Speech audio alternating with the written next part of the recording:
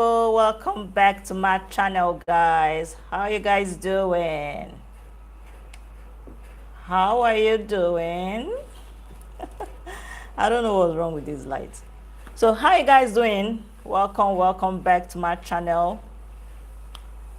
It's a very beautiful day and the night is almost ending. Oh, guys, sorry, I'm looking to check, to do a quick sound check, guys. So I'm looking at my other phone. I'm trying to confirm if we're live.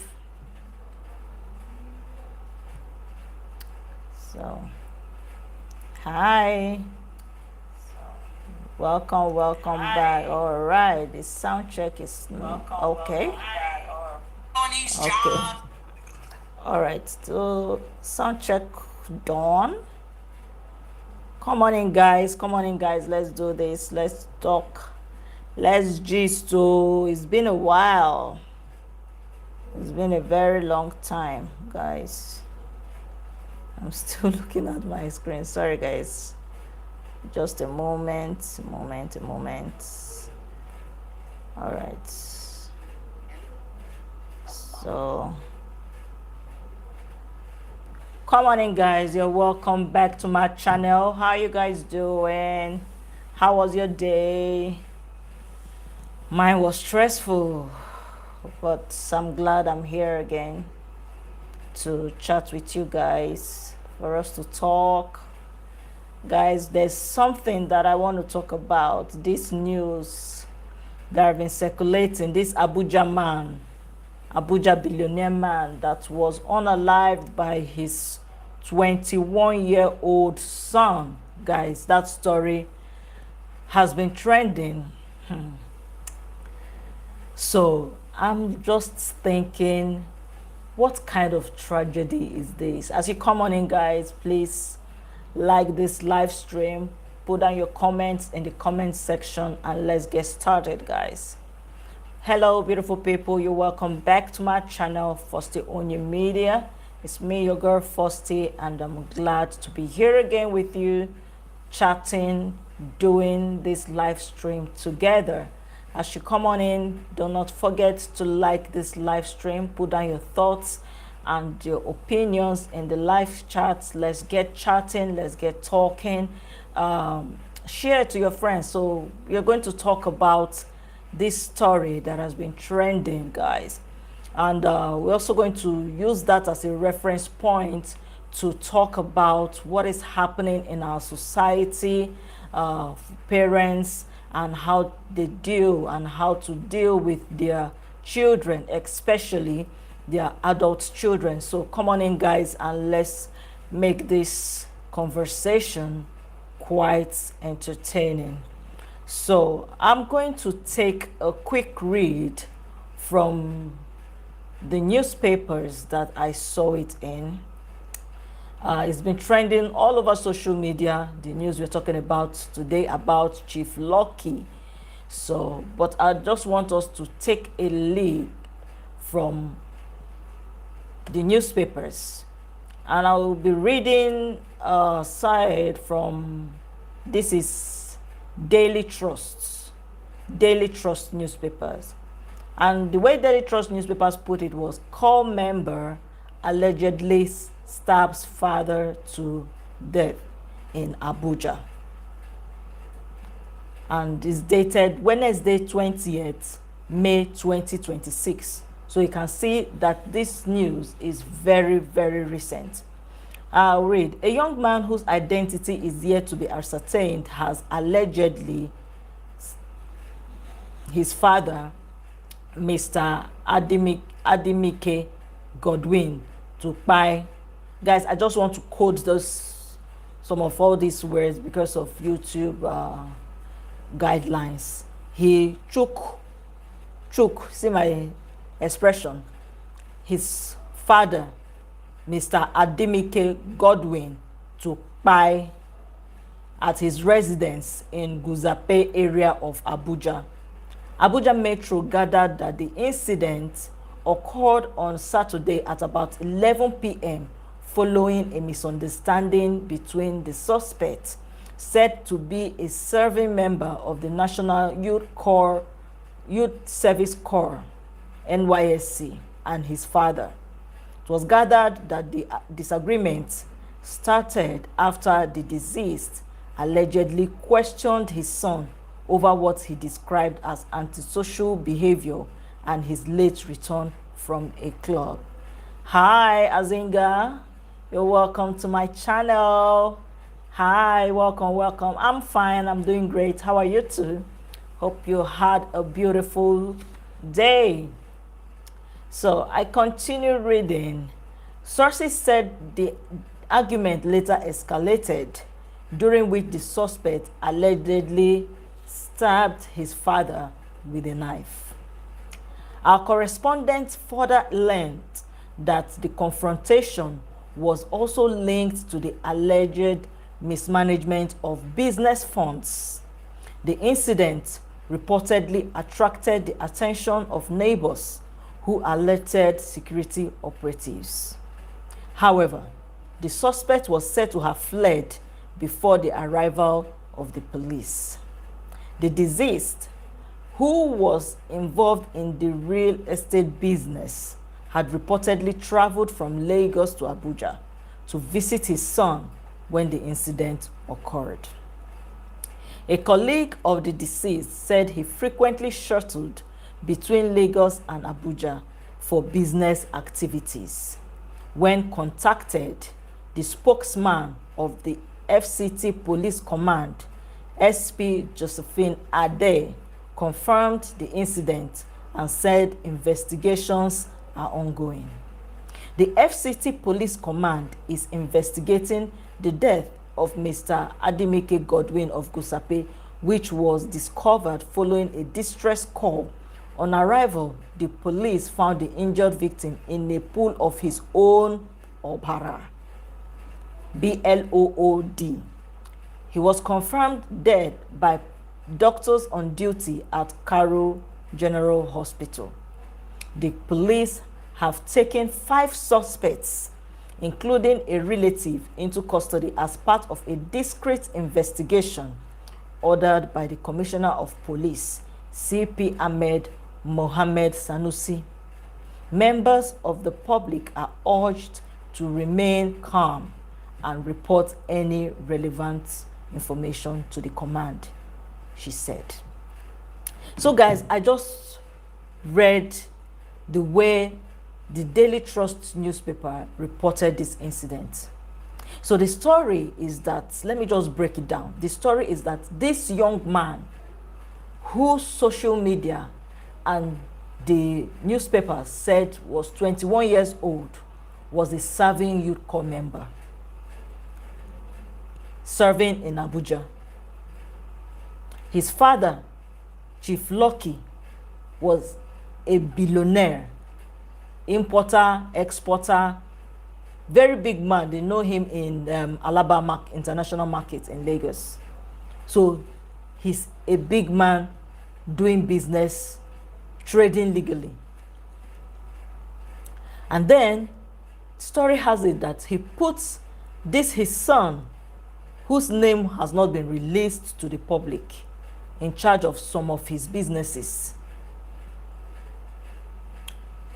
The son, according to sources, was mismanaging the funds, mismanaging the business, living a flamboyant, reckless life.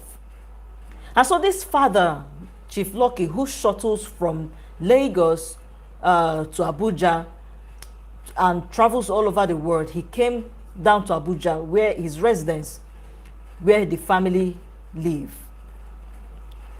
And he didn't meet his son at home, but later the son came in from the club with 2 women.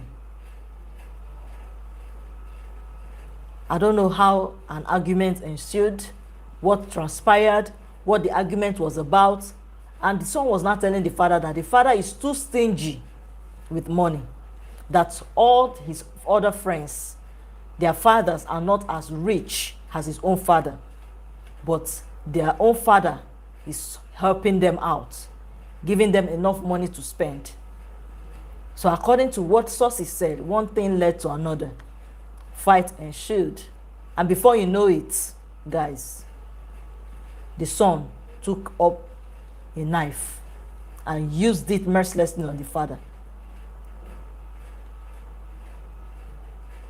Guys, when I heard that story, I was perplexed. Because, come on, it's something that no parent would like to encounter. No parent would like to go through that at all. It's such a sad story, such a sad story.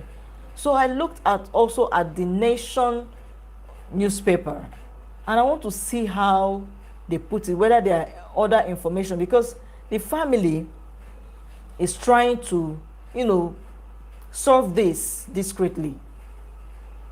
And this thing happened on Friday, May 15th, 2026. May 15th, 2026. So Chief Adimike, popularly known as Egonejije Noketiti, was killed in the early hours of that fateful day at his number 3 Hassan Adamu Street, Guzape home in the Federal Capital Territory, FCT, Abuja. Guys, I am reading directly from the Nation. So it's such a crazy something. So findings revealed that Adimike, a native of Oketiti in Anambra State, a major figure in Nigerian electronics and import business, was renowned for his strong presence and influence at the Alaba International Market in Lagos. Having built a vast business empire over the decades, he was widely respected as one of the leading merchants in the popular market. Findings revealed that Adimike, who was killed by his son, a member of the National Youth Corps members, on that night following a heated argument at their Gusape home. When our correspondents visited the Gusape home of the deceased on Friday, the premises were cordoned off with security operatives still carrying out forensic analysis in his apartment. So according to this, the Nation, forensic analysis are still being carried out at the apartment. This is so sad, so sad. He explained that the news of the incident reached the union after reports emerged that the businessman was allegedly stabbed 3 times by his son, who had returned from a club before the confrontation. So I was looking at this. Guys, this story is really a sad one. It's a very sad story that no parent would like to, encounter such a thing. Imagine a child who you birthed, raised, instead of the person to be grateful, what he paid you back with is by unaliving you. Guys, that is a really sad story, guys. I don't know what's got into my eyes. That is a really sad story, guys. So I also looked through, I just want us to, get our facts right, then we can now talk properly. You understand? So this person on Twitter, Rad Abu Bakar, he tweeted this. I don't know if you can see. He tweeted. So I want to read out the tweet.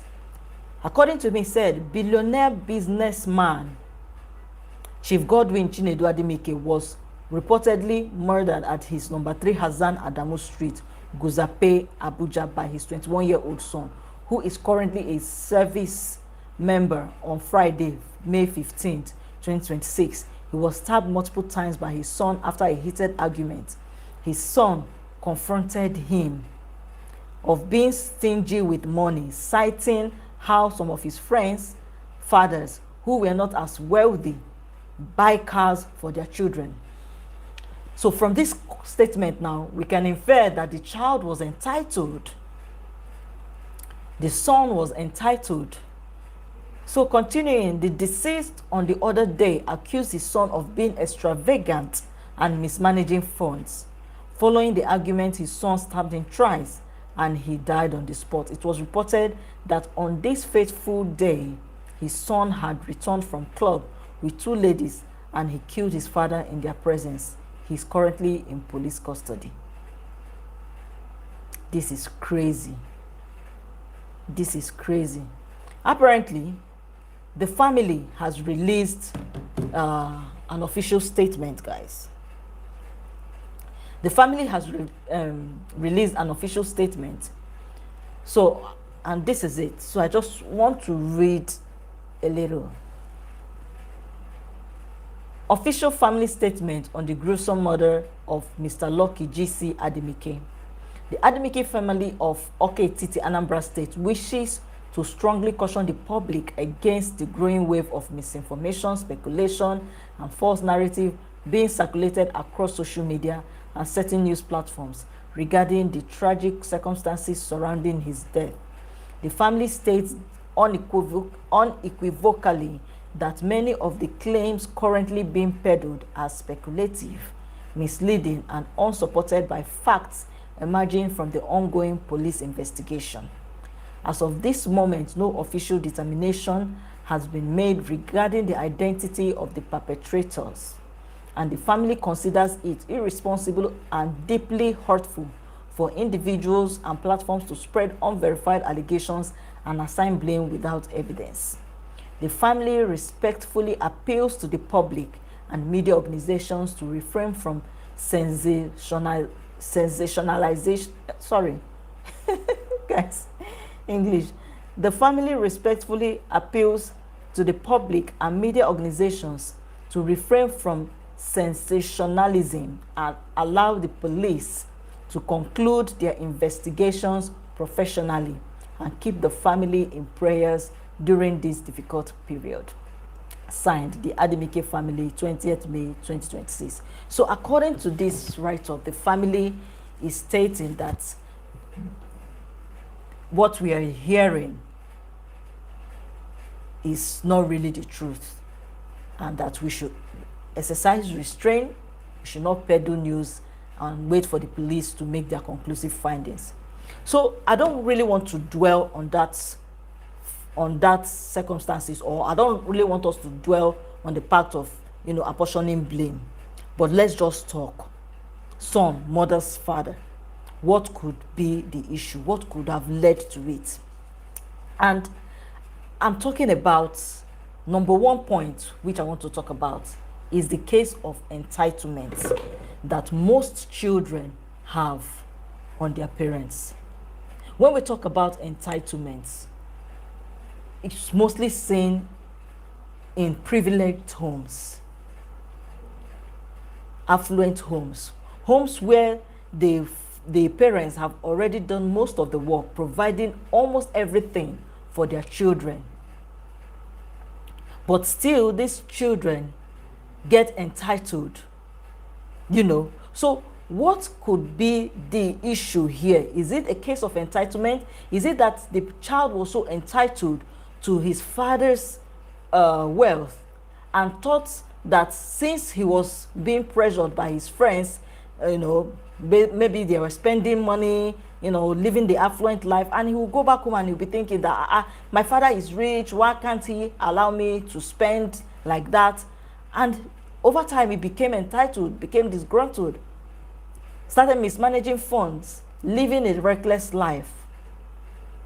Guys, the age here is really something of concern. 21 years old. 21 years old, guys.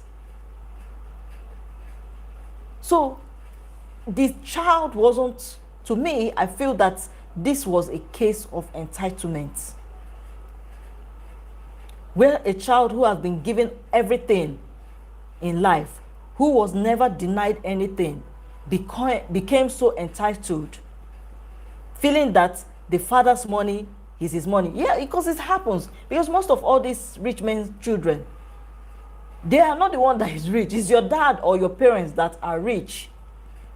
And anything they give to you is that they are just doing, their responsibility towards you, their obligation. You are not entitled to their wealth. So parents need to really, really train their children in these aspects. Not everything your child asks for, you give. Because by that, you are making that child to become so entitled. They feel that anything they ask for, they must get. Anything they want, they must get. And that is not the right way to raise children. Because when you raise children in that aspect and they grow up with that hand, it will be very difficult for you to train that child again when the child is already an adult. So guys, what do you think this case is? Is it a case of entitlement? That's my first point. So the other point I want to talk about is maybe the situation of things in the home. If that home was a place where there was, frequent arguments, frequent quarrel, fightings, violence, that could also set a precedent for that kind of situation to happen. Parents need to understand that as children grow up, it's no longer especially in Africa now, it's mostly like a master to servant, where what you say goes at all time. No. Now is now time for dialogue. It's now time for you to treat that child also as an adult and ensure that when there's a conflict, for exchange of words not to be there, for violence not to be there. Because it's true, this what I'm saying. If the environment is an environment where there's chaos, where there's violence, maybe before the child speaks or something, the father might have raised up his hand and hit the child. As the child grows, he becomes maybe more resentful. He wouldn't want to be treated like a child anymore that will be beat on. You understand? So he will want to retaliate. He will want to stand up to the father. And whereby you are not having a serious altercation with the father, a younger person still has enough strength to do more damage.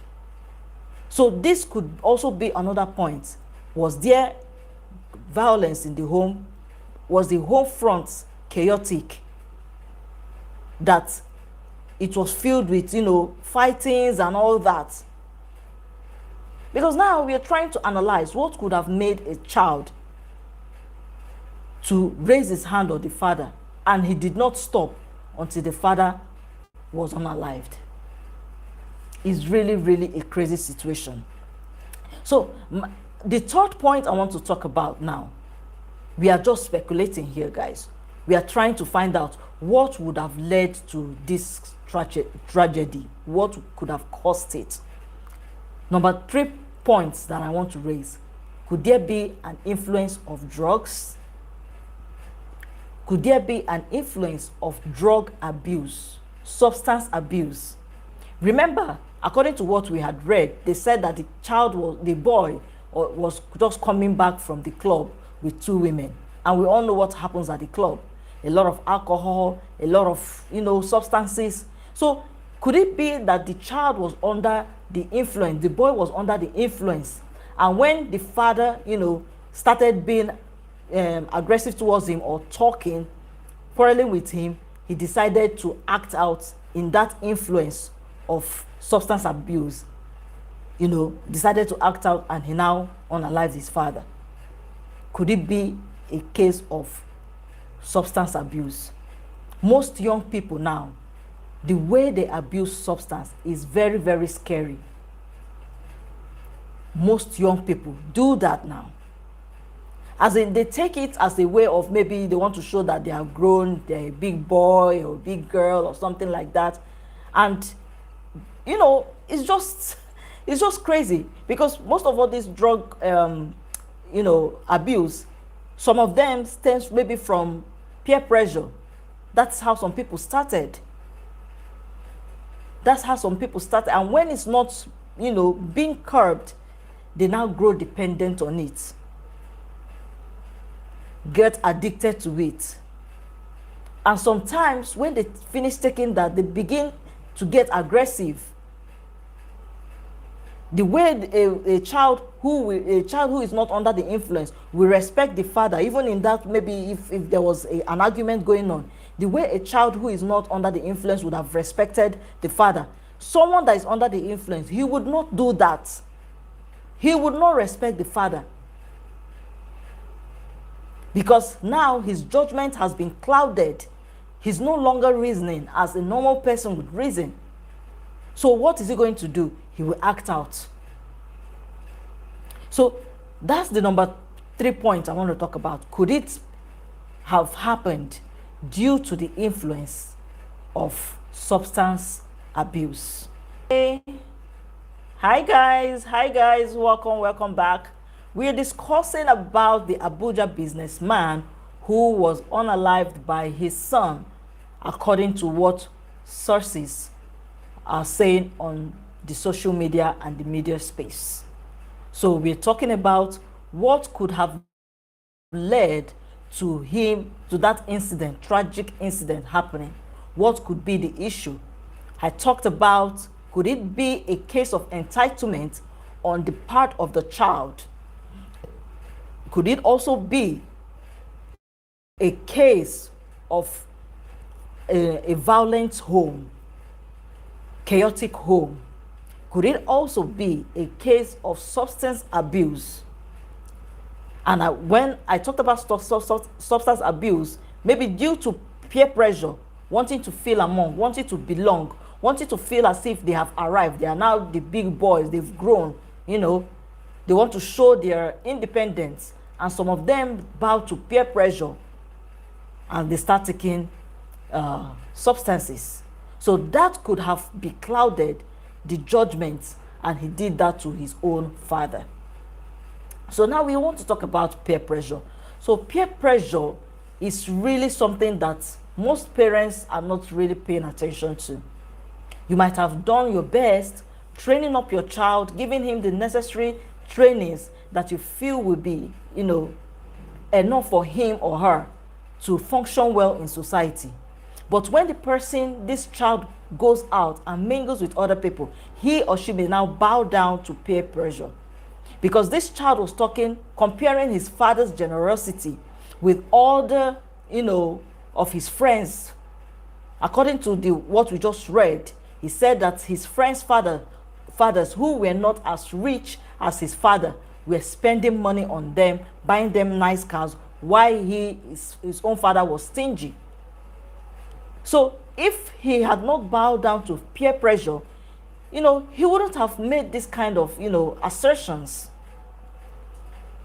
Because peer pressure will make, when you're dealing with, you know, bad friends, they will influence you negatively. Maybe through mockery, start mocking him that, hey, see you, your papa get money, they turn up, something like that. You know, these are guys that are just growing up. So they will be trying to live out their fantasies, live out their, you know, experiences the wrong way, living out their experiences through the eyes of others.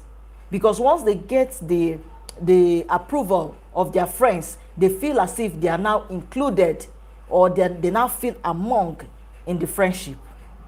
So now this guy, could he have bowed to peer pressure? And that's made him to, you know, bear some resentment against his own father, saying that why is his father not spending as he would have wanted him to spend, that his father is stingy. And because of that argument, he attacked his father. So peer pressure, parents, please look at peer pressure. It's really, really something that most parents are not, you know, really bothered about. They don't know the kind of friends that their children mingle with. The Holy Book said, show me your friends and I will tell you who you are. So if your friends are living on the fast lane, living the rough life, it's a high chance that they may negatively influence your child. So you need to be really, really in queue with who your child is rolling with? Could it have been peer pressure that made this guy so crazy that he decided to act this way? Now, another point I want to talk about, parental training, which could also stem parental guidance. Could it have played a part in this? Train up a child in the way he should grow. When he grows, he will not depart from it. The word of God from the Holy Book is really, really, supreme. Where you have not done the work, the groundwork of training your child, training your children, guiding them in the proper way, at the long run, it may come back to bite you. So it's good for parents to act, in a proper way, training up their children, giving them correct parental guidance, parental training. Some parents, they will see their children doing wrong while growing up. Instead of correcting immediately, they'll say, no, he's still a small child, he's still a small boy. That is the time for you to thoroughly train that child.